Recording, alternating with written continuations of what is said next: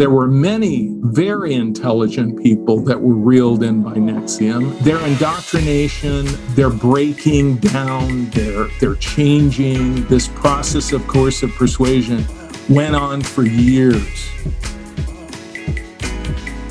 Today is Friday, March 12th. The year is 2021. This is No Easy Answers, and I am your host, Jules Taylor. Today, like all days, I have no easy answers for you.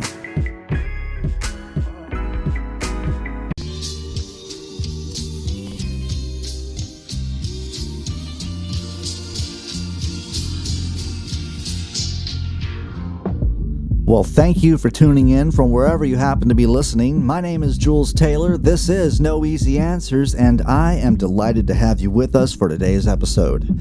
Before we get started, I just want to send a very special thank you to our guest, Dr. Rick Alan Ross.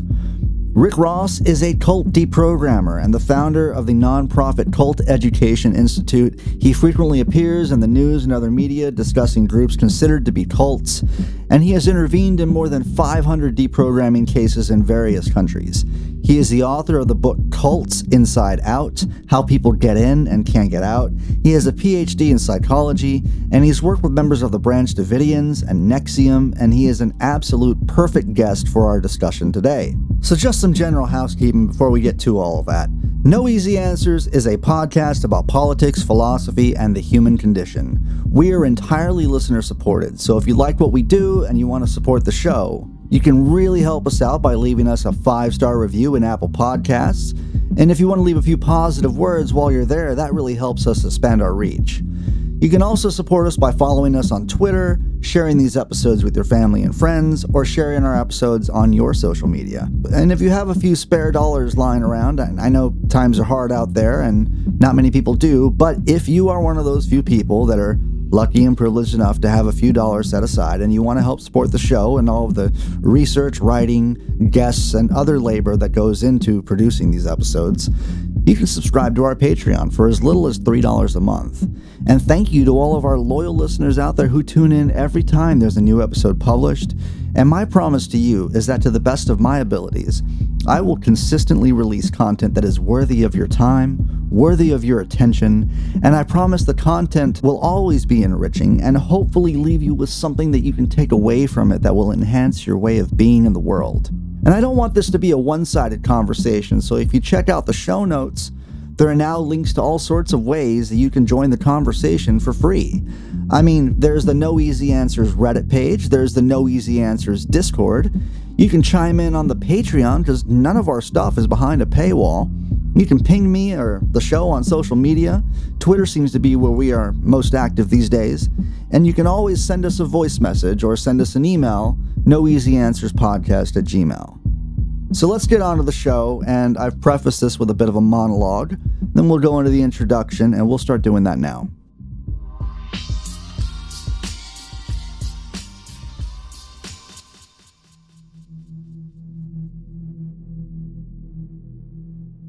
So I'm a fairly smart person, and you, because you're listening to this show, I'm a little biased here, but you are a very smart listener, and we are both rational, sane, and sound-minded individuals. So you and me, we're just not the type of person who would join a cult. I mean, sure, we've all made some poor decisions in the past. I mean, we're only human. We've done things that, when we look back on, we're just not too proud of, and we don't always make the best decisions as we go through our daily lives. Still, though, I mean, we understand that everyone makes mistakes from time to time, but the mistakes that you and I make, well, they're just not as severe as joining a cult. I mean, I think you're more likely to find me committing any number of mistakes, some of which no doubt would be egregious and unforced errors. But moving to Guyana and drinking the Kool-Aid, that's just not the type of mistake that I tend to make. I mean, fair enough, right? But did you know there were 918 people who were part of the People's Temple who did drink the Kool-Aid that day? Out of those 918 people that perished, how many of them would have ever thought they would be the type of person to join a cult? I'm sure many of them would have, just like you and me, thought themselves to be rational, sane, and sound-minded individuals.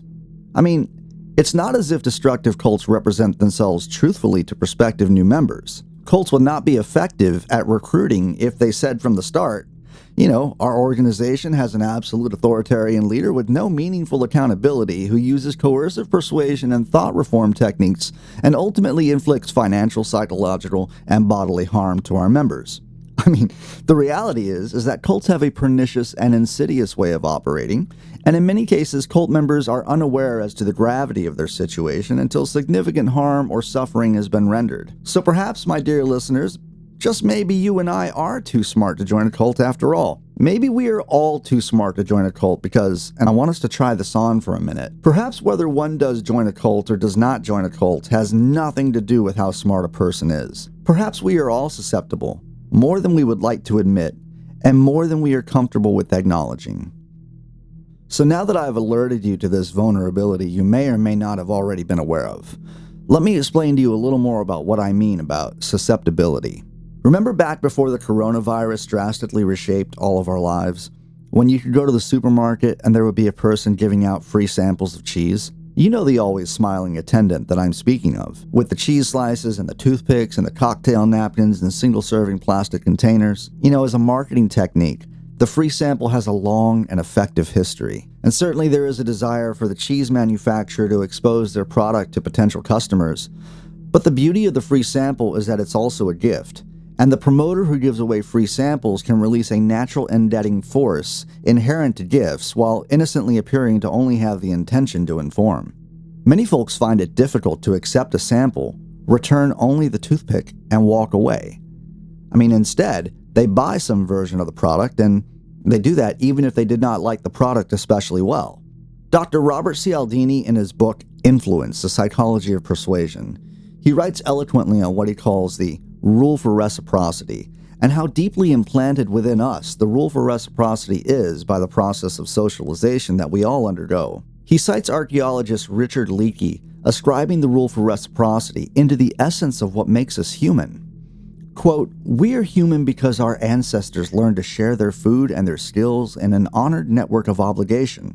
I'm going to paraphrase some of Cialdini's book here. Anthropologists view this web of indebtedness as a unique adaptive mechanism of human beings, allowing for the division of labor, the exchange of diverse forms of goods, the exchange of different services, making it possible for experts to develop, and the creation of a cluster of interdependencies that bind individuals together into highly efficient units. A widely shared and strongly held feeling of future obligation made an enormous difference in human social evolution, because it meant that one person could give something, for example, food, energy, or care, to another person with confidence that it was not being lost. For the first time in evolutionary history, one individual could give away a variety of resources without actually giving them away. The result was the lowering of natural inhibitions against transactions that must be begun by one person providing personal resources to another. Sophisticated coordinated systems of aid, gift-giving, defense, and trade became possible, bringing immense benefit to the societies that possess them. Human societies derive a truly significant competitive advantage from the reciprocity rule, and consequently they make sure their members are trained to comply with it and believe in it. Each of us has been taught to live up to the rule, and each of us knows about the social sanctions and derision applied to anyone who violates it. The labels we assign to such a person are loaded with negativity. We call them a moocher, an ingrate, a welsher. Because there is a general distaste for those who take and make no effort to give in return, we will often go to great lengths to avoid being considered a moocher or an ingrate, etc. It is to those lengths that we will often be taken in, and in the process be taken, by individuals who stand to gain from our indebtedness. So back to the always smiling attendant who offered you the cheese you didn't particularly like, and the reason you've now purchased 2 blocks of cheese that you didn't want, need, or ask for. The motives of the supermarket, and the attendant, and the cheese manufacturer, their motivations aren't something I'd say are dishonorable. But consider a different example, one you may have heard about or encountered, and one that's relevant to this conversation. The International Society for Krishna Consciousness, or better known as the Hare Krishna Movement. Now, for those of us who don't sit around and research cults in our free time, a great resource for information about cults is culteducation.com, which is the largest online public database and archive for information about destructive cults. They have plenty of information on the Hare Krishna movement, and the founder of culteducation.com will be joining us in just a bit for our guest interview. So the Hare Krishna movement, I bring them up to tell you that as a method of soliciting funds, they use a similar tactic to the free cheese sample. And the whole approach of using a free sample, that's actually referred to as the benefactor before beggar approach. But the Krishna member, they usually start this process by giving a target person a gift. I say that gift in air quotes. And that gift is usually a book, or in the most cost-effective case, a flower. They usually choose a place with a lot of pedestrian traffic in which to do this, so the unsuspecting passerby who suddenly finds a flower pressed into his or her hands, or pinned to his or her jacket, or a book in their hands, is more likely, they're going to be caught off guard. Even if the target asserts that, they don't want the gift, under no circumstances are they allowed to give it back. No, this gift is for you, says the solicitor, refusing to accept it. It's only after the Krishna member has thus brought the full force of the reciprocity rule to bear on the situation is the target asked to provide a contribution to the society. And of course, we can see the success of this approach in the funding of their many temples, businesses, houses, and property in their many centers in the United States and overseas. So these same tactics that are used in sales, which ultimately have their root in psychology, are also at work in cult recruitment. And part of the susceptibility I'm trying to bring forth by these examples is the slight difference in conditions that allow us to say yes, as opposed to the conditions that would have us say no. This indebtedness is small, and yet it's so effective, and we probably all have something equivalent to unwanted magazine subscriptions, or raffle tickets we didn't especially wish to purchase. The powers of persuasion, be they propaganda, appeals to authority, societal norms and expectations, advertisements, celebrity endorsements, cultural influence, and social proof. Those powers are at work all around us, and we employ them and we fall victim to them, to some degree, in our daily interactions with friends, families, and neighbors. These are the same tactics used by sales and marketing specialists, and of course, this is how destructive cults can persuade you to do some awful things. So I think it's important to understand, and it's also something I took from my conversation with our guest, that falling into a cult is not something someone does by a leap. Because joining a cult is a process, it's not an event, in that it occurs slowly, drip by drip, 1 teaspoon at a time. And so if we can recognize that people who fall prey to destructive cults did not end up there due to a bad choice they made, and that we are also susceptible to those very same elements which cause them to fall prey, that can help us in the days ahead. It's not a revelation that grifters, bad actors, and swindlers are willing to leverage these deeply rooted psychological aspects of our humanity. But it's also worth noting that these same dishonorably intentioned folks similarly attempt to leverage spirituality to achieve their end goals. In this case, I'm not pointing to the overly spiritual insular communities like, the Southern Baptist Church or the People's Temple or even the Unification Church or the Hare Krishna movement. I'm speaking more to the vaguely spiritual, power of positive thinking, law of attraction, self-improvement, motivational speakers that have popped up everywhere since the human potential movement took shape in the 1960s. This particular brand of esotericism merges the influences of capitalism and aspects of the New Thought spiritual movement. The New Thought spiritual movement can be traced back to a man named Phineas Parkhurst Quimbley in the mid-19th century. It's said that Phineas, if I'm even pronouncing that correctly, he was diagnosed with tuberculosis when he was a child, which was a disease that had no cure. He began wrestling with his own ideas for a cure, and he found that intense excitement, such as galloping on his horse, because that's what you did in the mid-19th century, that alleviated his pain for brief periods of time, and from there he became interested in the mind's ability to affect the body. He claimed to have cured himself of tuberculosis by his methods, and some of Phineas's methods were later adopted by John Alexander Dowie, who was a guy who revolutionized Christian faith healing in the 1880s. And, today, the New Thought movement is comprised by a loosely allied group of religious denominations, authors, philosophers, and individuals who share a set of metaphysical beliefs like the law of attraction, positive thinking, healing, life force, creative visualization, and personal power. And if some of this sounds familiar to you, it's because a lot of these ideas are mainstream. I mean, consider Marianne Williamson, a former Democratic presidential candidate. I'm not saying that she's a cult leader, but she is clearly a character with feet firmly planted in the New Thought movement. I mean, a quick background on her taken from her Wikipedia page tells us that she credits a book called A Course in Miracles for changing her life. This is a book written in 1976 by Helen Schucman, an American clinical psychologist, who claimed that the book had been dictated to her word for word via, quote, inner dictation from Christ himself.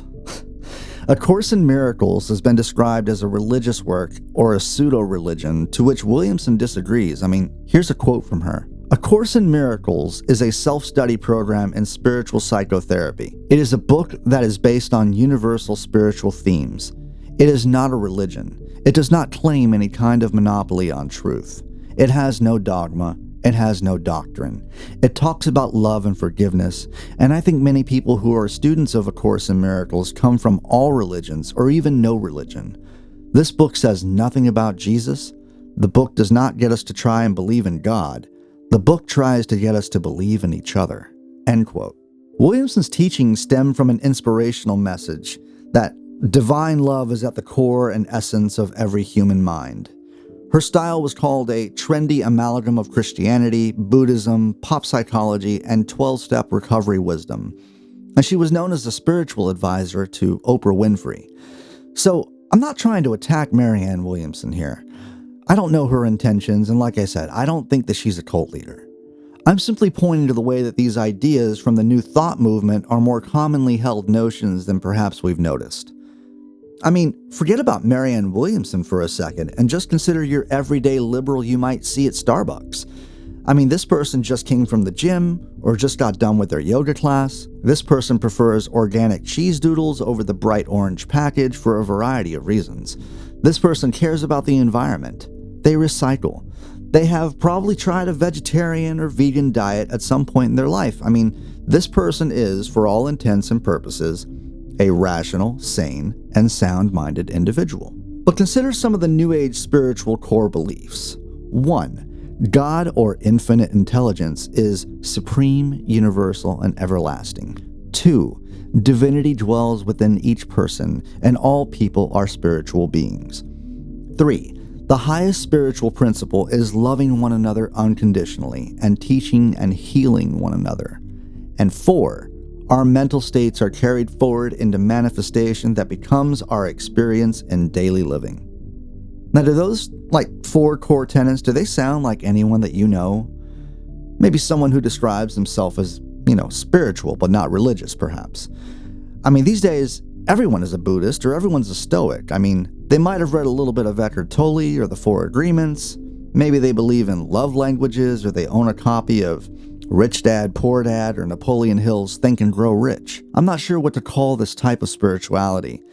I've heard it referred to as the religion of the heart in this, extremely personalized and custom set of beliefs. I tend to think of it as a selective syncretism or an amalgamation or attempted amalgamation of different religions, almost like a cafeteria belief system where, you take the yoga out of the Hindu tradition, you take the act of praying from the Abrahamic religious traditions, and you leave out the aspects of these traditions that do not work for you for whatever reason. Well, maybe the most prominent example of this New Age, New Thought, spiritual capitalism concept that listeners might be already familiar with or have heard about is the 2006 film, The Secret. Now, I found this film available on YouTube, but to be clear, I am not recommending listeners go and watch this thing. I mean, when I mentioned before, about a loosely allied group of authors and philosophers, I mean, this film, The Secret, in the first few minutes, features a handful of these characters, like Bob Proctor, who is a self-help author who identifies as a philosopher, or Joseph Vitale, who is a spiritual teacher and the author of The Attractor Factor, Ellie Davidson, who is a motivational speaker. I mean, The Secret, as a film, makes a claim to a metaphysical truth that in order to accumulate wealth and abundance, one must realize they already have wealth and abundance to the degree that we allow them in our lives already. I mean, in order to increase our wealth and abundance, we must expand our levels of openness and deservingness, and we can have more wealth and abundance right now. It would have us believe that, grateful people earn more money. They actually say that. Grateful people earn more money and are better at innovation. I mean, one of the co-authors of the Chicken Soup for the Soul series of books makes an appearance in the film, and he insists that before Chicken Soup for the Soul was a success, he visualized several copies of the book in bookstore windows, and he placed vision boards up around his office. I mean, this stuff is straight out of the New Age spiritual playbook, only unlike a religion, which would offer, salvation or a place in heaven beside your creator, it offers wealth accumulation and prosperity. And that is why I sometimes refer to all of this as a sort of capitalist spiritualism. As I began researching and preparing for this episode and our interview, I watched a documentary about the NXVIM cult called Seduced. Our guest, who will join us in just a moment, was featured in that documentary as he actually worked to deprogram some of NXVIM's members.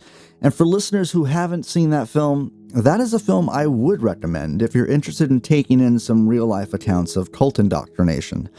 So, as I was watching the documentary, I started to pick up on some parallels between NXVIM and a program that I had took part in about 10 years ago. So NXVIM, it was set up as a series of courses for personal development. The people who attended these courses thought they would be taking part in personal growth exercises, but in reality, the coursework was really the entry point of a sex trafficking operation ran by the cult leader Keith Raniere. After the first course is completed, there's a graduation ceremony, and then followed by a hard sales push to get you to sign up for the next course. And of course, the courses never stop. It's a multi-level marketing scheme, and the group encourages you to recruit people in your own social circle as a way of gaining new members. Now, all of this, like I said, it seemed very familiar, or at least taking some inspiration from a program that I attended called The Forum as part of Landmark Education courses. And of course, Landmark Education, The Forum, and the founder, Werner Erhard, they're not the inventors of a paid coursework styling of multi-level marketing. They didn't invent what psychologists call large group awareness trainings, or LGADs for short, although I believe the inspiration for people like Werner Erhard and Keith Raniere, at least in the architecture of their grifts, I think that comes from Scientology and its inventor L. Ron Hubbard. Now, I'll read you something from the website for Landmark Education. Quote, "The Landmark Forum is designed to bring about positive, permanent shifts in the quality of your life in just 3 days. These shifts are the direct cause for a new and unique kind of freedom and power. The freedom to be at ease and the power to be effective in the areas of your life that matter most to you. The quality of your relationships, the confidence with which you live your life, your personal productivity, your experience of the difference you make, and your enjoyment of life." Now, does that sound like an organization with an absolute authoritarian leader with no meaningful accountability who uses thought reform techniques and coercive persuasion that ultimately inflicts psychological, financial, or bodily harm on its members? No, it sounds like the folks at Landmark are making a claim to a metaphysical toolset, some kind of esoteric bag of tricks that if only you had or knew how to use, could result in better personal relationships, better personal productivity, and increase overall satisfaction, and that's something that applies to all of us. So as you'll hear in our conversation, part of the deprogramming process or recovery from cult indoctrination is understanding the tactics, tricks, and methods used by cults to affect the conditions that would normally have us say no and make those conditions something that would allow us to say yes. So Dr. Ross, it's a pleasure to have you on the show. Thank you for joining us today. Well, thanks, Jules, for having me on. And basically, I do think that the word cult is being abused and used really just for anything and everything. And of course, there's a range of meaning for the word cult. For example, you could be talking about a cult following, like the fans of Led Zeppelin used to be called Deadheads. The Grateful Dead used to be called Deadheads, and then they started following another group called the Fish. And you can be a fan of like a television series like Star Trek, and you could say that has a cult following, the Trekkies, and you could also describe cult branding. For example, there's a cult following for Apple computers. People Right. like Apple products, and they're kind of a cult following, and there's such a thing as cult branding. But when we specifically use the word cult in the terms of a group and a leader, we're talking about a destructive cult. And there are three core characteristics that form the nucleus for a definition of a destructive cult. And they are, number one, and this is the single most salient feature, is that you have an absolute totalitarian leader who dictates over the group and becomes an object of worship, is the defining element and driving force of the group. And that leader basically has the last word on everything. What is right, what is wrong, what is of value, what is worthless, who has a right to exist. And then second, you have a process of indoctrination, very intense indoctrination that has often been labeled brainwashing, where people are subjected to coercive persuasion and thought reform techniques. And they in large part lose their independent thinking and critical thinking ability. And they become dependent upon the leader to think for them and make value judgments for them. And the leader gains undue influence over his or her followers. And then finally, if the group is a destructive cult, the leader uses the influence he or she has to exploit the members. And that varies by degree from group to group. Some groups are much worse than others. You have Charlie Manson weaponizing his followers and killing people. You have Jim Jones in 1978 commanding a mass suicide where almost 1,000 people died. And then you have, a little bit more sundry and typical groups where they're exploiting members for money, free labor that they make money off of, sexual favors, and they're hurting people by isolating them, breaking them away from their families, their old friends, and causing, emotional distress and psychological damage. So those three characteristics, the all-powerful leader, the intense indoctrination process to gain undue influence, and the destructiveness of the group that does harm to its members and maybe even society externally, that denotes a destructive cult. Great. Yeah. I mean, so I wonder, with things like QAnon, right, they're kind of, in a way, violating that first principle. And yet I think we still think of them as a cult, right? And obviously they do harm to their members. But there doesn't seem to be like a monetary drift out of that organization. I mean, possibly there is. I mean, in terms of Trump support, Trump merchandise, things to that end, right? So I wonder, is like the terrain shifting a little bit to you as far as what qualifies as a destructive cult, with new online movements and things where physical presence isn't required? That is the biggest shift, is that you can have a cult, you can recruit people, you can retain them, you can bilk them through PayPal online or some other means of getting money online. And you can basically never meet your followers and create a cult online. And this is an increasing phenomenon. It's been growing and growing in the last few years. I think QAnon is one example. And I would, in my opinion, label QAnon as a destructive cult. We don't know who Q is. Right. But Q is an object of worship. Q is the defining element of QAnon. And the members are waiting for the next Q drop and the next spin, explaining why the latest prediction didn't come true.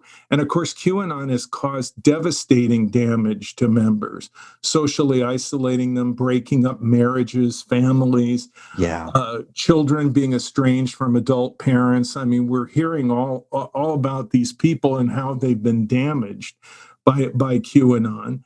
And of course, on January 6th, we saw the awful spectacle of QAnon members trashing the Capitol of the United States, something that's never happened in my lifetime and never happened before in the history of our country, that people would go into the Capitol and trash the buildings that denote our democracy and define our country in large part. That was just a horrible event. But I think a lot of the people that were there were in a kind of cult-like stasis of intense indoctrination and willingness to accept a reality that had been concocted by QAnon and by other groups and shepherded by Donald Trump, who I don't regard as a cult leader because he's democratically elected and Right. subject to being voted out of office, and also the checks and balances of government, including the courts and the Congress. So I don't see Trump as really being a cult leader, and his followers, maybe they're kind of a fan following Right. in the sense of Trekkies or Grateful Dead fans, but really I see him more as someone who the people that follow him, that vote for him and support him, see as a vessel that contains their view of the world, their orientation to our current situation in our country. And rather than being a cult leader, he's more of a marketing guy, a salesman who identified the core sentiments of the Republican base and embraced it, articulated it in such a way that everyone supported him. Right. And I think we saw when Biden was inaugurated on the 20th, some of the QAnon believers out there, or at least on some videos that I've linked to in previous episodes, when we discussed the psychological sort of breaking point that we're watching happening with their affected members. They're going through some intense psychological pain. And I get the feeling like a lot of people aren't willing to give up on their family members and are trying to develop a dialogue, but they're unsure how, and they certainly probably don't want to engage them around these types of conversations around Q drops or conspiratorial thinking.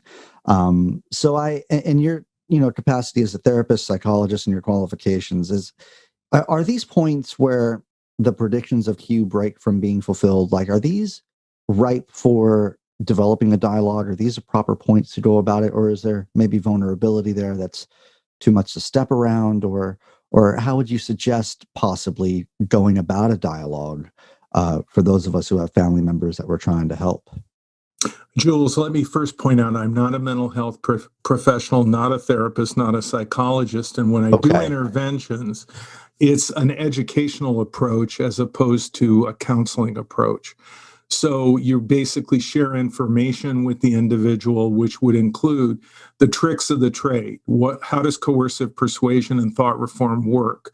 Number two, what about the group do you not know that you were maybe even deceived about, that you should know to make a more informed decision about continuing with the group? Number three, is this a destructive authoritarian group that might be called a cult? What are the core characteristics, and how might they be visible in the particular group that you're involved in? And then finally, why is your family so worried about you? Why are people staging this intervention? Because they apparently see something that distresses them. What is it? And the family, of course, is present at all times during the intervention, and then they offer their perspectives. But I would say the key is, not being confrontational, not being negative, not being critical. Don't get in the face of your family member or your friend and say something like, well, you're in some kind of crazy cult. You're brainwashed.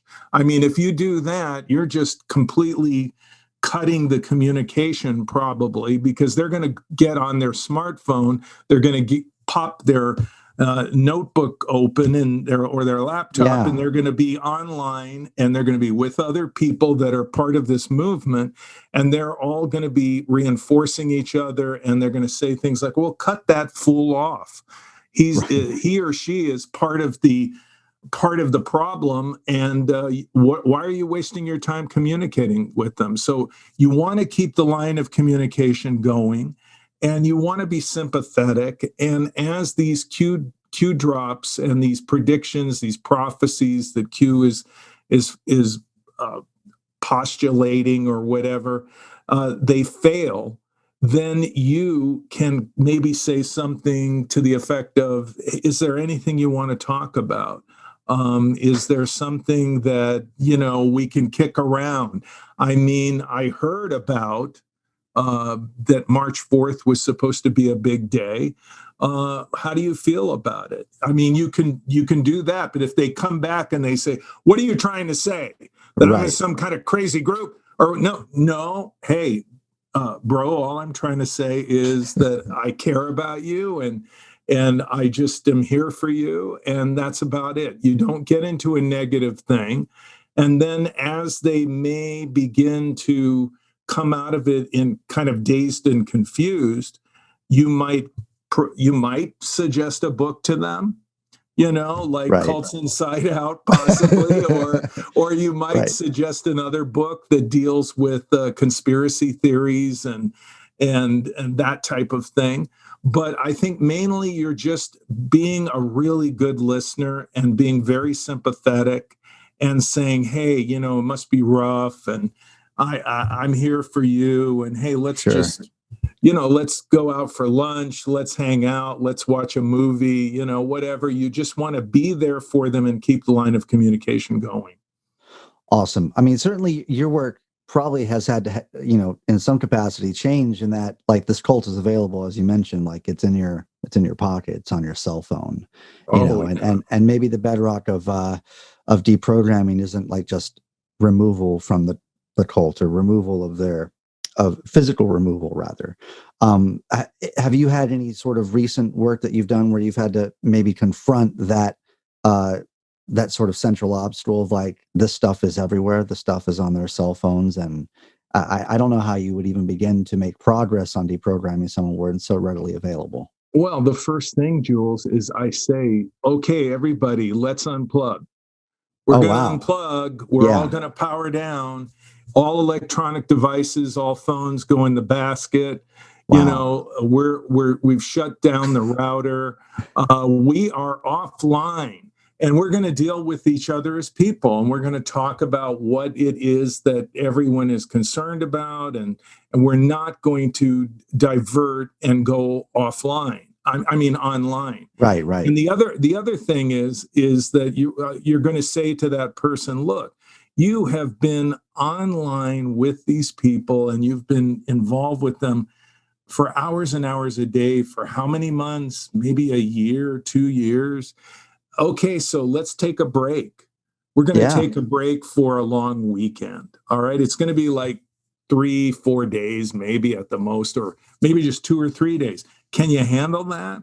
Can we do that? Because we want to be focused. We want to talk to each other. We don't want to be have our attention on our smartphones and on our laptop screen. We want to really look at each other and deal with each other and talk about what the problems are, if there are any.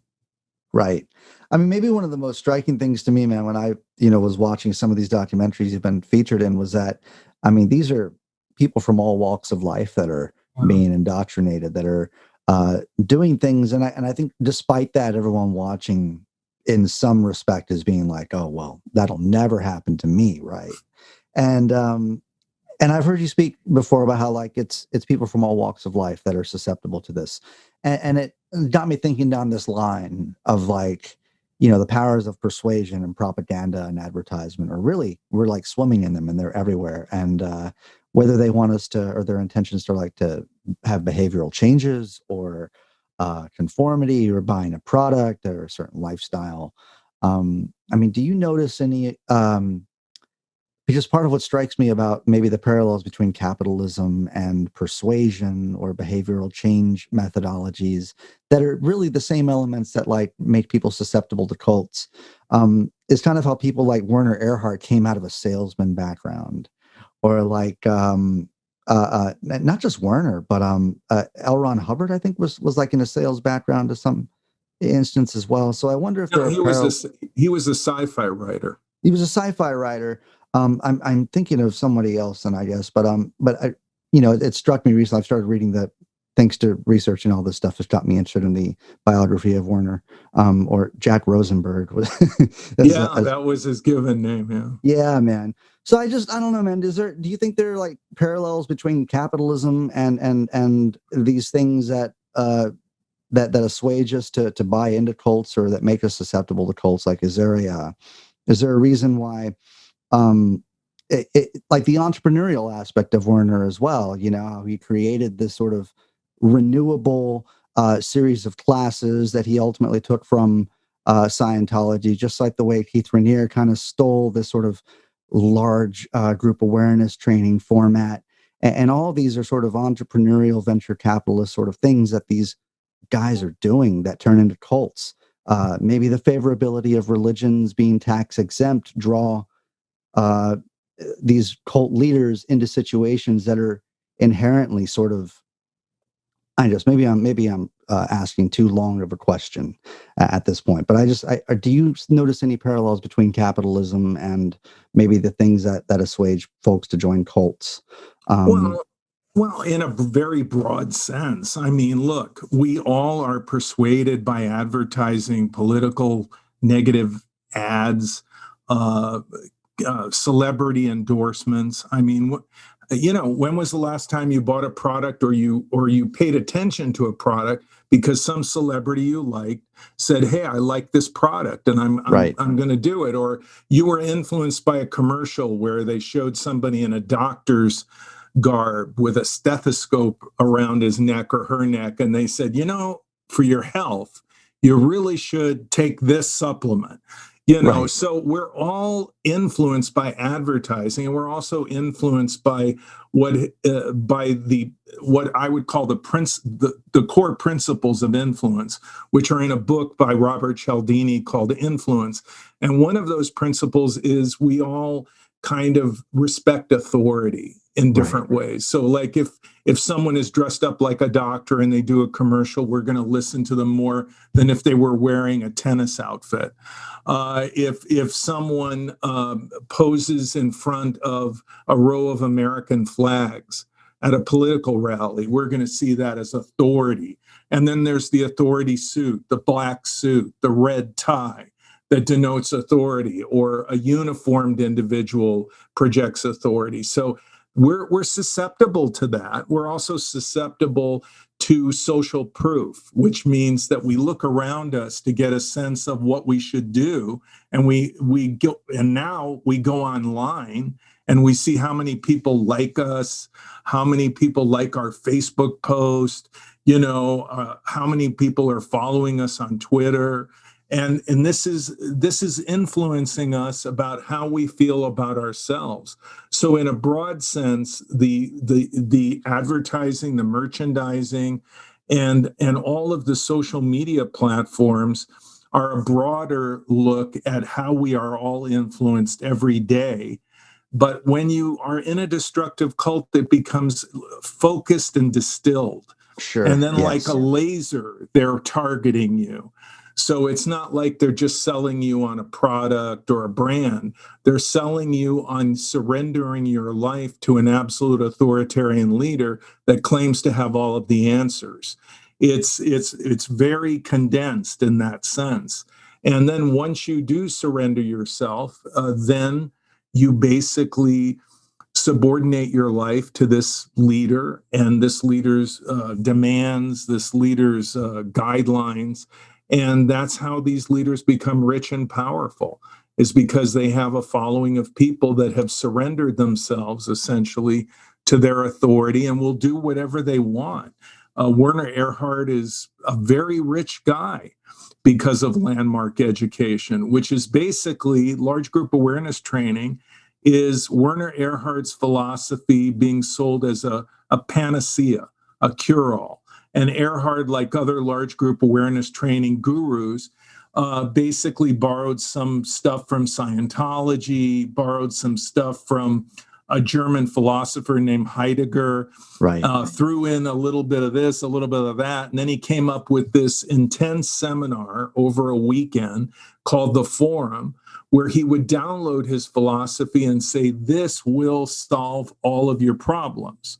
Well, it didn't solve Werner's problems. I mean, he went Right. through a really ugly divorce. His kids didn't like him. I mean, he had a pretty failed in many ways personal life, despite his philosophy and his so-called epiphany about the meaning of life. But that's what he's selling. He's selling a kind of um, uh, it, this will cure everything philosophy. And if you accept my philosophy, it will take care of your personal problems, your business problems, you name it, it'll take care of it. And of course, that's very appealing because we all want somebody to come up to us and say, hey, I can take care of all your problems. And the Yeah. world does seem kind of overwhelming, and people are looking for answers. And now we go online to get those answers. And what I want people to know is that there are predators online that are waiting for you. Beware. Yeah. I mean, I mean, that's all very good points, man. I could listen to you talk about this stuff forever. I think that there's a certain amount of people in our society that we consider to be fully radicalized at this point, and radicalization results from, say, desperation, results from no other options, and it also largely results out of people not being able to explain reality to themselves. And maybe that's the appeal of conspiratorial thinking, is a very easy answer and a quick way to explain things that are more nuanced and more complicated. So I wonder, with the way that QAnon has gone mainstream, it's almost, I think it's been like internationalized at this point. I wonder if if you would agree with me that maybe there's some underlying root causes within American society, which is causing this sort of wellspring of QAnon or radicalization. Um, because I think it's one thing to to exist within something that maybe isn't a destructive cult, something that is an insular community, something that encourages its members to remain insular, but doesn't necessarily drive the group to destructive causes, versus something like QAnon, which is just has evolved to this point to where we've seen violence take place. Uh, Well, I'm old enough to remember when there were three main networks: ABC, NBC, CBS, and of course, there was public television. right, And we all got our news from those sources, and there was no talk radio, and people talked to each other. There was no social media, there was no internet.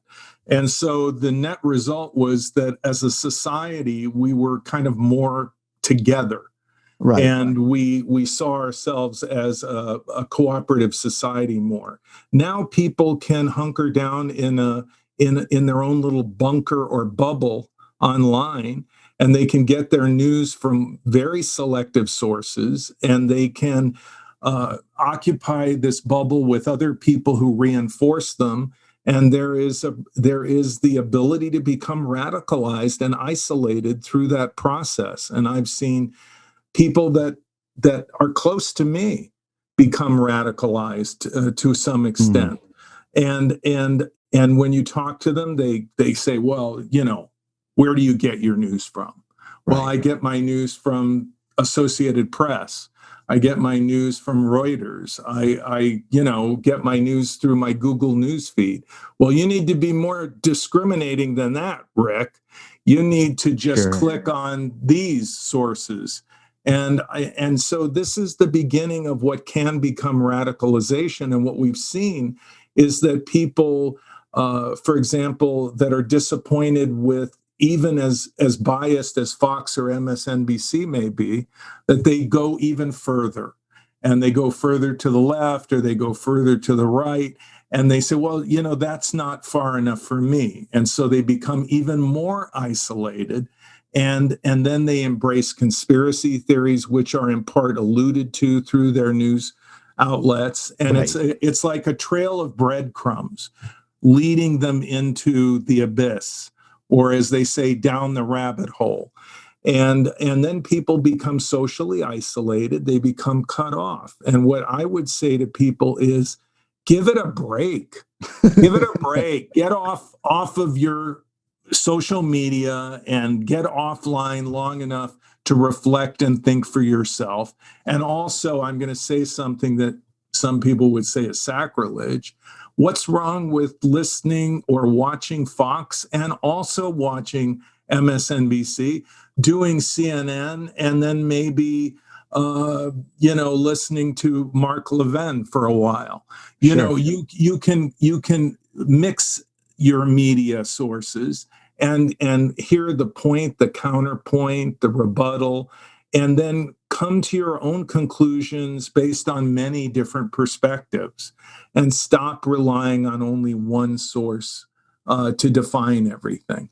And that's the beginning of what I would say is that journey to radicalization. And keep in mind that's we saw this with Al Qaeda and ISIS radicalizing people online and recruiting them, and now we're seeing it with domestic terrorists. Right. The case of Ashley Babbitt really fascinates me, and not that she's in any way, remarkable, or I just, what I think is that she seems like your average person who had a pool cleaning business, right?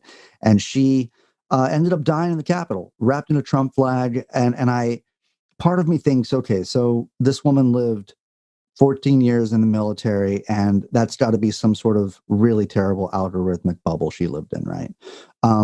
So even if she lives in that algorithmic bubble, she is a staunch Republican. What is that extra thing that like took her from this small business owner, Trump supporter Republican over to believing in the QAnon line of satanic Democrats drinking adrenochrome? There's got to be something else in that leap from her algorithmic bubble to believing in a satanic cabal of pedophiles that are the Democrats. You know what I'm saying? Like that extra little bit that took her there. And I don't know what that is, but I don't think it's a leap. I think it's a journey, and it's composed of many steps and many, you could even say baby steps initially. Okay. Right. And that people that I work with, that I get out of extreme radical groups, that their journey was very gradual, and then they became immersed, and then they became embedded. And I suspect that Babbitt, like many of the people that I've dealt with, that she became gradually more and more involved until she basically lost her way. And she became isolated to the extent that she was no longer getting any accurate feedback or any alternative frame of reference or perspective. And she was completely embedded in the bubble. And that's what happens. But it isn't something that suddenly happens overnight. In most cases, it's something that comes on gradually. And quite frankly, this makes it very difficult to make a choice, to say at some point, I won't drink the Kool-Aid. Right. Because they're giving it to you in teaspoons, and the Kool-Aid is an allusion to the Flavor Aid drink mixed at Jonestown with cyanide, where Jim Jones said, okay, everybody drink the punch, which you are going to die. And in that isolated compound in Guyana, they had no alternatives. All they heard was the voice of Jim Jones bombing through their head on their public address system. And he had conditioned them over a period of time and isolated them so that they said, well, yeah, I will drink the punch. And of course, those that refused to were shot or forced to ingest it. There were over 200 children that were murdered. But that journey that ended in Jonestown was a long journey. It was a process. And Jim Jones did it to these people on a gradual basis. And many of these people that were at Jonestown had been involved for years. Some of them had been raised within the People's Temple from childhood. Right. Some of them were drug addicts that had quit drugs through the rehabilitation program of People's Temple. So it's a gradual process where people are not able to say, okay, this is a clear-cut choice between fantasy and reality. I'm going to choose reality. No, it just kind of creeps up on you, and you don't really see it And I think in most cases, that's by design, because the people that recruit people into these extremist groups know that if people were making an informed choice from the very beginning on the totality of where the group or the movement wants to take you, that they'd say, hell no. I don't want to go down the rabbit hole. I've got a family, I've got a career, I got a business. I don't want to give my life to this. So they don't give you a clear-cut choice, and they gradually pull you in bit by bit by bit. And that's part of the game. That's the trick. Yeah, I think that's probably, yeah, I mean, that it is pernicious, that it's bit by bit, that it's a process, and it's not ever a leap. And if it ever was a leap, of course, you would say no to it. I think that's part of what makes this entire thing so unsettling and pernicious and awful, is that, this sort of thing happens over time, little by little. And I mean, we're living in a society where, like, the pandemic sort of overnight happened little by little until it, in this exponential sort of way. Maybe we could think of it similarly, as we kind of woke up one day with, like, and I guess there was a metaphor about, like, if leaves are falling on a lake and twice as many leaves fall every day, when is the lake completely covered? Well, it's covered the day before, when half of the lake is covered, and it's only half at that point. And then when it doubles again, the whole lake is covered. So human beings on the whole are really bad at predicting or seeing where exponential processes conclude at, or when it gets bad enough to where we can't handle it, as as the whole pandemic is basically that way. So I think it's important what you're saying, that these breadcrumbs ultimately lead to a place that you don't realize you're there once you're already there, so. And let's keep in mind that the pandemic has isolated people. People are under quarantine. They're not socially interacting. And it's also created an enormous amount of anxiety and fear. And so this is all part of what people that run destructive cults and extremist groups, this is what they feed on. Because in coercive persuasion, there are 3 stages. Edgar Schein wrote the book Coercive Persuasion. He taught at MIT. And the first phase is unfreezing, or I'd call it breaking people down. Right. The second is changing them after you've broken them down. And then the third is refreezing, or what I would call locking them in. And so if you have people that are already going through a lot of anxiety, and they're socially isolated, they're at home, they're worried, they're thinking about the pandemic, they're thinking about their career, their job, their bills, and they're already close to the breaking point. So you, as a cult guru or a movement recruiter, a radicalizer, you have that much less to push to get them to break. And so then they're closer to the breaking point. And once they're broken, they're thinking, please, somebody help me. Help me. Yeah. And at that point, it's like you're treading water in the deep end of the swimming pool, and all of a sudden you see a life preserver. Or you're in open sea and there's a life preserver. You don't think, what's on the other end of that rope? You just think, I need to be saved. And you grab onto the life preserver, and you get pulled onto a boat that's going somewhere that you didn't want to go, that is not in your best interest.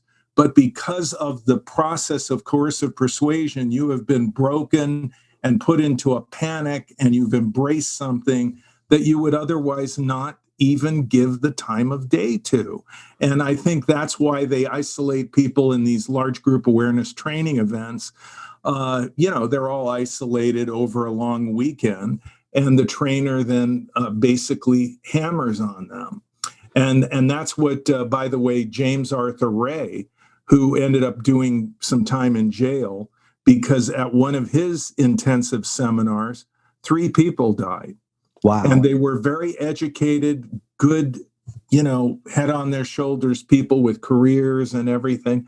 And what Ray did was he had what he called a sweat lodge, where he told everybody they needed to sit and sweat together, and they needed to bring themselves to the point of death to prove their courage, to prove and validate who they were.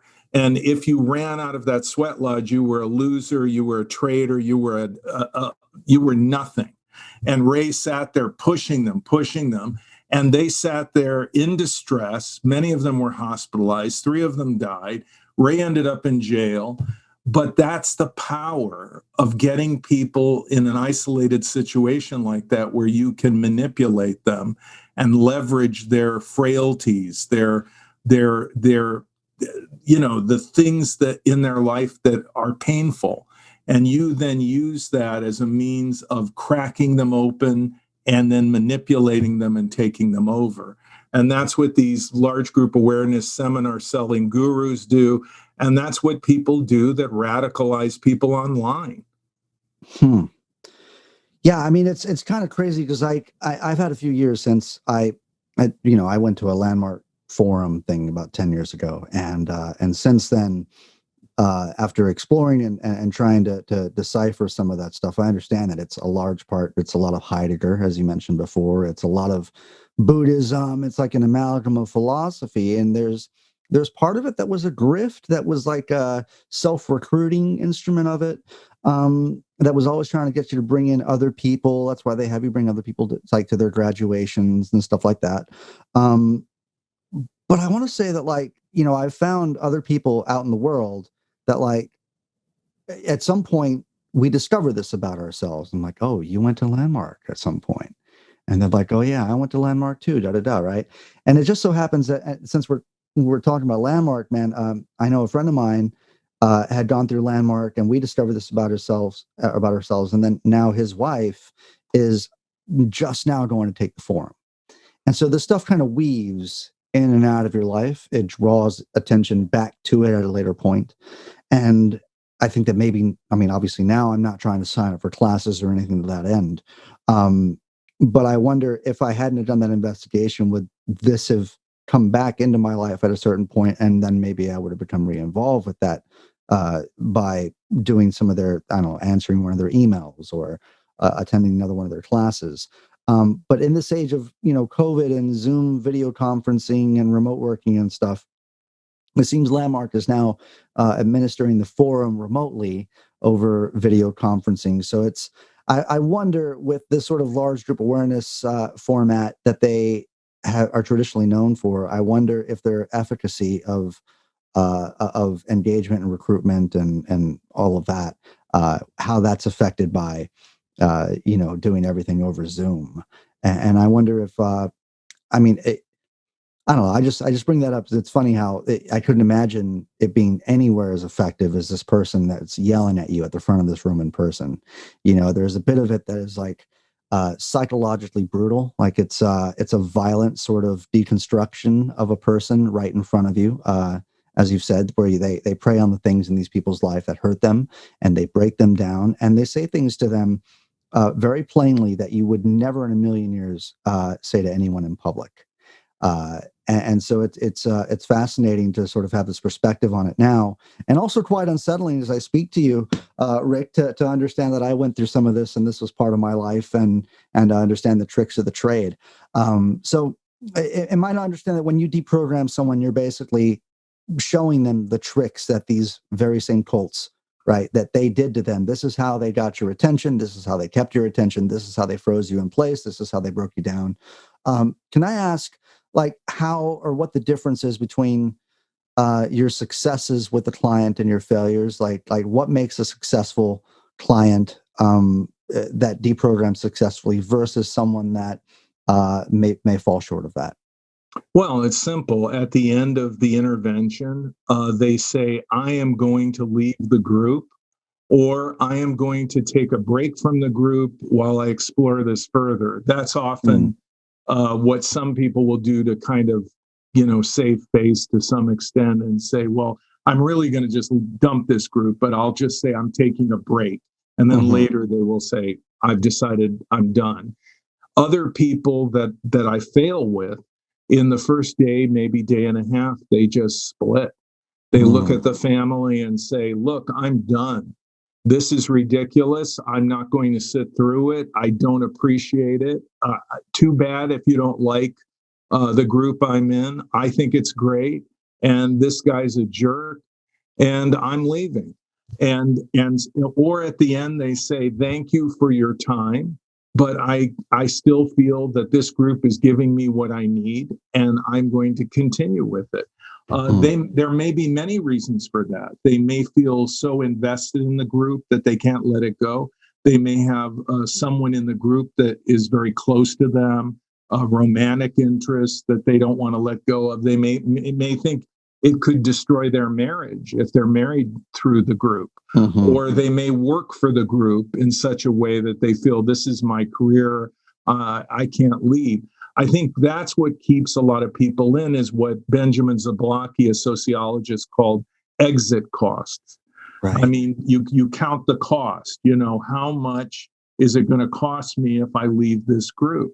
And the longer people are in, the higher the exit costs typically are. And the shorter period of time they're in, the less. And by the way, the Cult Education Institute at culteducation.com has probably one of the largest, if not the largest, archive on controversial groups and movements online. It's a virtual library with hundreds of subsections and a really big one on landmark education, Werner, Erhard, and the Forum. So big, in fact, that Werner Erhard sued me for $1 million.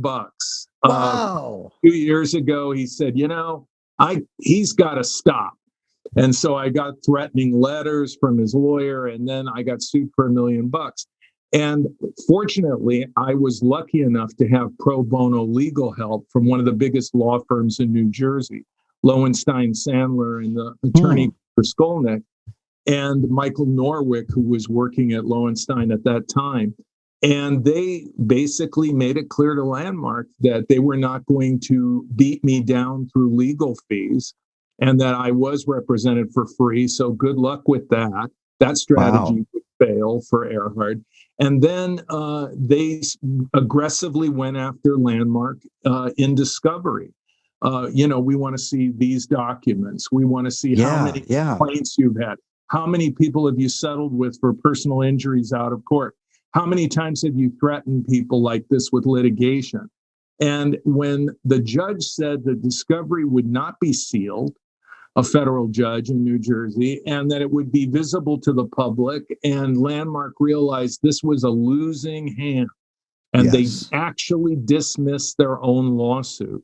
So if people want to see all the juicy information of that, it's all organized at culteducation.com.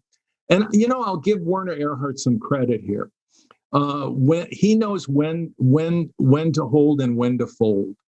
And Keith Raniere, who sued me for 14 years, did not know when to fold. And so he just kept suing everybody. And eventually it was his undoing. And he's now doing 120 years in jail, in prison, and for racketeering, sex trafficking, tax fraud, etc. But if he had not sued people and harassed people, it's possible he would have continued to get away with it. There were people that he just pissed off, and who eventually just said, "I'm going for it." And in particular, the actor Katherine Oxenberg, who was well known for her role as Fallon in Dynasty, and despite her rather feminine, demure presence, I've met with Katherine, and she is a very ladylike person, and but she's as tough as a tank. And when Raniere made it a choice between walking away and losing her daughter or going to war, Katherine just pulled the hatch down on her tank and hit the gears forward and went after him. And I remember her saying to me, "He will not get away with my daughter." And she did get her daughter out, India Oxenberg, and she brought the entire cult of NXVIM down to the ground. She destroyed it. And I will say that I had a bit of a part in that. And I will say that Tony Natale, his girlfriend from more than 20 years ago, also who he harassed indefinitely, it seems. Only prison stopped him from harassing her. He could never stand anybody just saying, I'm done with you. He had to go after people. He's very vindictive, like many cult leaders. And so Natalie and Katherine Oxenberg and I, and of course, Sarah Edmondson, who was the woman who displayed the scar of Keith Raniere on her body Right. to the New York Times. And Sarah had been an ardent supporter of Keith Raniere. And then he created a group called DOS within NXVIM that was composed only of women, and he had an actual doctor use a cauterizing iron. This doctor was one of his followers, and she would engrave his initials on the pelvis of each woman to be inducted into DOS. And so they tortured, it seems, more than 100 women before he was stopped. Right. And there were many very intelligent people that were reeled in by NXVIM. And again, their indoctrination, their breaking down, their changing. This process, of course, of persuasion went on for years. And Raniere entrapped the actress Allison Mack, for a while the actress Kristen Kruk, the Seagram's liquor heiresses, Claire and Sarah Bronfman, who reportedly gave him over $100 billion. I mean, this was a guy who could just manipulate people psychologically and emotionally. This was his skill. He would say to his followers, I'm a genius. I have the highest IQ in the world, Right. which was nonsense. It was a lie. He was a struggling student at Rensselaer Polytechnic. I think he had a 2.5 grade average. But when it came to manipulation, he was a savant. He could take someone and just manipulate them. He could gaslight them, which is a way of describing deliberately staged things that appear to be spontaneous, but are really just scripted by the leader in order to work you over and manipulate you. And it took him years to work on some of these women and some of these followers, but he did it. And it was, he got away with so much for so long until Katherine Oxenberg said, enough, I'm done. Yeah. Give me my daughter. And he said, no, I'm not giving you your daughter. In fact, I'm going to brand your daughter. And at that point, Katherine Oxenberg said, we are at war. Mm-hmm. And she just kept going until he was destroyed. You know, for listeners that haven't seen the documentary Seduced, I think it's out on Stars right now.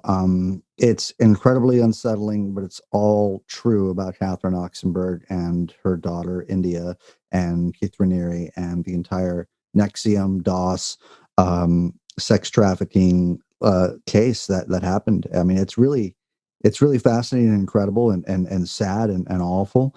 And, you know, but in watching that, I kept having these sort of parallels to like, to part of what I saw within landmark education stuff, man. And I kept coming back to that just because that's my part of my lived experience. But the whole setting up of classes to take and then sort of graduating to different, statuses within the organization.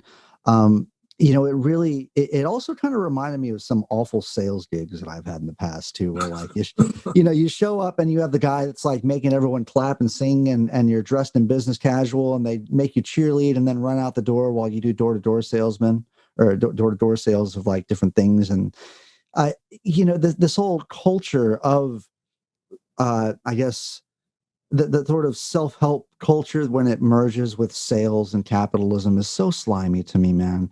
And how you can kind of move and slither back and forth between, oh no, we're just a class that helps you, develop your executive success, into a more cultish monetary grift thing. It's so awful, man. And what kills me is that part of me internally still wants to sort of defend some of the methodology of Landmark at times. Like I think, oh, well, the way that they psychologically broke me down and then built me back up has really served me. I mean, that's a really crazy thing to say about something that is a large group awareness training, like you said, that people have had psychotic breaks from. And I wonder, in your work in deprogramming folks, have you had any deprogramming cases that came out of Landmark at all? Oh, yeah. I write about one case in my book, an orthopedic surgeon, Right. a medical doctor who was completely caught up in Landmark. His wife did not go along with it, and she saw that it might destroy his career because people at where he would, do surgery, part of his practice, the people that he was associated with were saying, can you just stop talking about Landmark? Can you stop talking Right. about the form? And the way the doctor had been recruited was by his son from his first marriage, who he said he had neglected. The son had had some serious problems with drugs, substance abuse. And he felt like, well, I wasn't there for you. And then the son said, but Dad, if you would come to Landmark education and we can do the forum together, Dad, and Yeah. this will be our bonding, this will be this will be a turning point for us. And the father went along with it, and I've got to say that nothing is 100% bad. I mean, if these groups called cults or these large group awareness training organizations like Landmark, if they were 100% bad, nobody would ever go and they would never succeed. So Sure. there are good nuggets. I mean, I talk to people who've done the forum and they will tell me, I got this out of the forum, I got that out of the forum. Fair enough. You talked about your deepest pain. You opened up to other people. You said, this is who I am. And Landmark facilitated part of that, and you gained insight and meaning, and it helped you. Okay, but ultimately, where do they want to take you? They want you to keep doing course after course after course. They Sure. don't want you to stop with just the forum. They want you to recruit your family and friends. And ultimately, the money that is generated by Landmark, I mean, we're talking about millions and millions and millions of dollars a year. Is there enough is there enough money generated by Landmark to fund a peer-reviewed scientific study based on the objective results of their training? You betcha. They got Right. enough money to do that kind of research. Have they ever done it? No. What do? Surveys, which are subjective. They say, Right. did you think that Landmark was a wonderful thing? Was it good for you? Yeah, it was great. Do you feel that you're going to be a better person as a result of Landmark? Yeah. And so people will subjectively talk about how they feel about Landmark, which I have no problem with. I know that Landmark can make people feel things. They're very adept at manipulating people's feelings and their perception. But my question is, can you look at a Landmark graduate 1 year out, 2 years out, 5 years out, with a control group of people compared to that group that have not done Landmark, and can you see a lowered need for counseling, a higher grade point average, greater income, lower divorce rate, decrease of medication for anxiety? Can you measure objectively the results of Landmark? And whenever I talk to Landmark graduates and people that are really involved with Landmark about this, they become very dismissive. They say, well, you can't understand something like Landmark unless you experience it. And Rick, you haven't experienced it. And I went through this whole trip with Landmark at one point where various people were saying, look, Rick, we're going to pay for you to do Landmark. And so I said, okay, all right. And so then Landmark said, well, you can't really do the whole thing. And in fact, what we'll do is we'll give you a guided tour through Landmark in New York, and you can get kind of a feel for what we're doing. but we're not going to actually put you in and take you through the whole forum. And I said, well, I don't want to do that because that's distorted, that's selective. Right. I want to do the whole thing. And then various people kept saying, yeah, let Rick do the whole thing. We'll pay for him. Because these people they're true believers. Yeah. And so then Landmark said, well, okay, maybe we'll let him do it in San Francisco. Oh, wow. Okay, we'll let him do it in San Francisco. And then they said, but you have to sign certain releases and paperwork regarding if you have a personal injury, you will agree to submit to binding arbitration for any personal injury claim. And I said, oh, no way. I'm not going to sign away any of my civil rights. Why would I do that? If I attended a marriage seminar with a counseling group or some kind of educational retreat, they would not expect me to sign a release like that. Why are you telling me that I have to sign that release? Isn't it because you have been sued for personal injuries and maybe paid a lot of money in settlements or whatever? Sure. And so then when I said I wouldn't sign the paperwork, they said, oh, you can't do the form. And that was the end of that. But you know what? I don't think that you have to smoke cigarettes for 10 years to realize that it might be bad based on scientific research, or you have to drive a tire that has a bad report through Consumer Report that it tends to blow up. You don't have to prove it.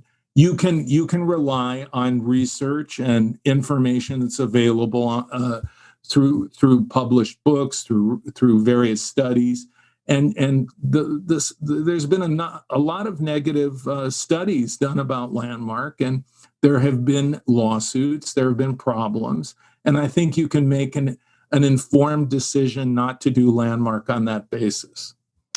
Yeah, I mean, it's really wild because, in kind of watching some of the documentary, right, I could completely understand where India was saying things like, you don't know how you'll respond until you're in those situations. And even over the course of like 2 or 3 days, how criticism wasn't received well, and the rest of the group was sort of ostracize you if you did speak up. And so I could see that powerful influence of just a small group. And what kept coming back to me as well was that it seems like, I mean, obviously the NXVIM stuff happened over the course of years, but I saw crazy stuff happen over the matter of a few hours or a few days within Landmark, because when you get that many people together, you can really create a lot of really feel-good energy in one room, and and some of these elements of like sleep deprivation or just sort of like sensory inundation, like you've got so much going on, you can't, tell you just have so much, you're so busy. That seemed to be kind of part of what Landmark was doing as well, in that, you'd have a 16-hour day and then they'd send you home with like 4 to 5 hours of homework. And then you'd come back the next day and you'd be exhausted, but they'd start you out from 8 a.m.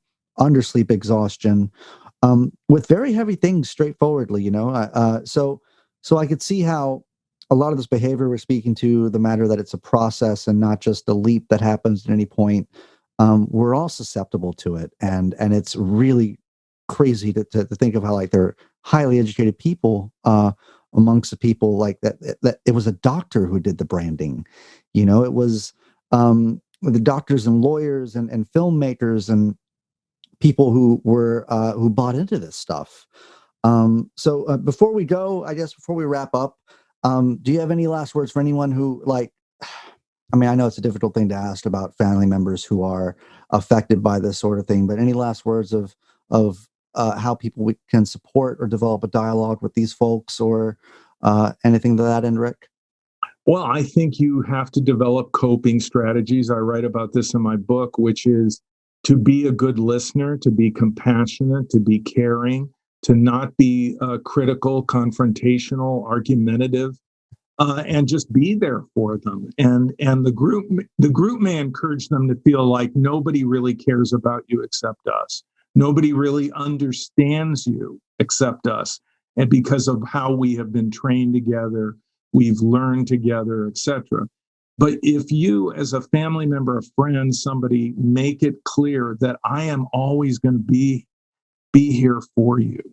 And so you have a safety net. You have not burned your bridges. And there is somebody that will listen to you and who cares about you. And by the way, my concern and caring about you is not conditional upon you agreeing with me and doing what I want you to do. I just care about you because you're my brother, you're my spouse, you're my parent, you're my old friend who I really care about. And if you can get that across to them and be a good listener, then maybe you'll be in place when they do have a crisis and something doesn't really go quite the right way. And then in that confusion of why isn't this working for me anymore? Or why is this apparent lie evident in this group that contradicts what they have been telling me? If you're part of their life at that point, then you can listen to that. And then maybe when that opening occurs, you can offer some insight to the extent that you share books that you've read, research papers that you've looked at, or maybe a website that you visited that had some information relative to their crisis, to their confusion that might be helpful. Thanks so much for being with us here today. I really enjoyed our conversation. It was fascinating. It's wild to get to talk to the guy I was just watching on television a little while ago too. But in reading some of your book, man, like that first opening stuff talking about the surgeon that was in her car with the wine bottle and the note. I didn't realize that was someone that you had worked with. And I thought it was just exemplative of some of the things that have gone down with like psychotic breaks from Landmark. So it's fascinating, and I really appreciate your time. And thank you so much, Rick. Thank you, Jules.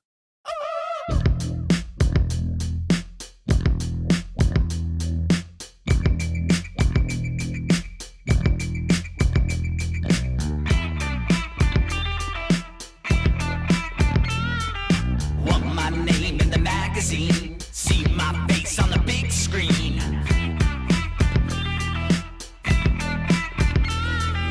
I'm your favorite sociopath, love my double barrel laugh. Double crush, feel so lush. Double crush, need that rush.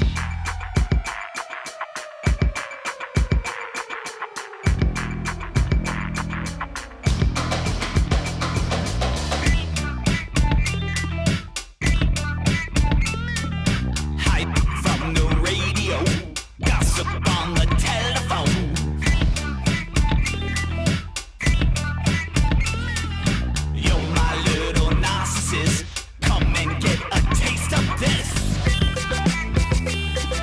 Double crush, feel so lush. Double crush, need that rush.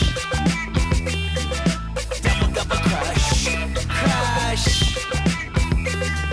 need that rush. I need that rush.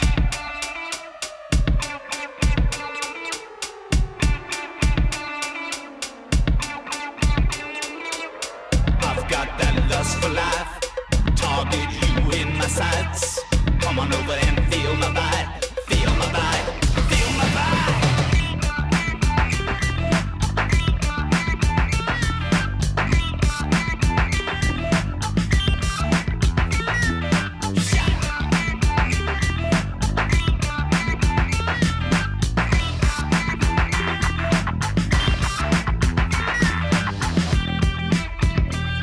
Got hot powder still on my sleeves.